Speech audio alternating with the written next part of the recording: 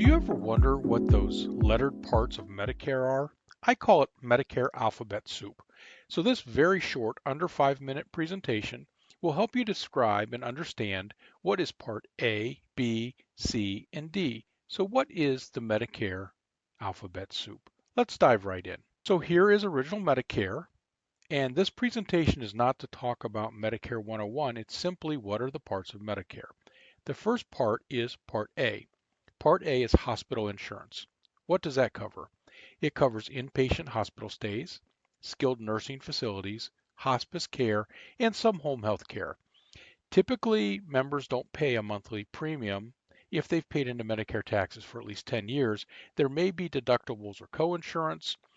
The current deductible I placed was for 2024, and I put that there as an example. You should always check with Medicare.gov for the current premiums and deductibles, but that would say that in a calendar year of 2024, you would pay $545 out of pocket before the hospitalization Part A would kick into effect for that year, paying the 80%, you covering 20. The second part is Part B. That's your medical insurance. What does that cover? It covers what you typically think of: outpatient care, doctor's visits, preventative services like vaccines and screenings, and some home health care. Now, typically Part B has a monthly premium. I listed that at the bottom as well, and it may vary based on your income. There also may be deductibles and some coinsurance. The next part is Part C. Part C is actually an Advantage plan. And what an Advantage plan is, it combines the coverage of both Parts A and B and often includes other benefits like vision, dental, and hearing coverage. These plans are offered by a private insurance company approved by Medicare that becomes the primary, and Medicare becomes the secondary. I also find this intriguing because of all the commercials on TV saying you may not be getting all the free benefits available to you from Medicare, so you should have a Part C. Well, first of all, I take objection to the fact that they talk about free, but Part C actually is an Advantage plan. And Medicare agents oftentimes will get calls from members asking for a Part C when they actually do have an Advantage plan. So Part C is an Advantage plan. Part D, the last part we're going to talk about in this presentation, that is your prescription drug coverage. First of all, there's a misnomer that original Medicare covers prescriptions. It does not.